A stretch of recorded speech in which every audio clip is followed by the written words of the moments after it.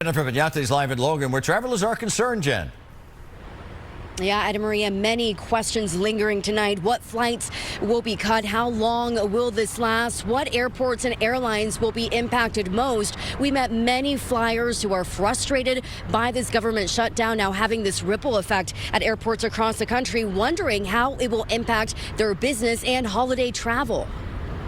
It is upsetting to think that during this very busy travel season that families might miss their flights. It already seems like there aren't as many flight options as there used to be post-COVID, and so this sort of exacerbates that. Travelers concerned tonight as the FAA looks to slash the number of flights across the country. The prolonged shutdown creating growing staffing shortages at airports. Some traffic controllers calling in sick because they're not getting paid. Others working double shifts to make up for it. We are starting to see some evidence that fatigue is building in the system in ways that we feel we need to work towards relieving some of that. A source telling ABC News that the flight reductions will begin at 4% on Friday and work up to 10% across 40 high-volume airports. It's unclear tonight if Boston's Logan Airport will be one of them. Former Massport CEO saying this could be comparable to a nationwide snowstorm. They're going to scramble in order to deliver that, and it may take time.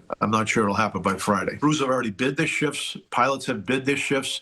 Passengers have already purchased their tickets. Some travelers say as long as skies remain safe, they're on board. If there's not enough people to man towers and not enough people to do the work that has to be done, there should be more things in place, and there needs to be less flights. The measure could cancel thousands of flights every day. It's a very dangerous and tense situation, so I'm hoping that it can get resolved.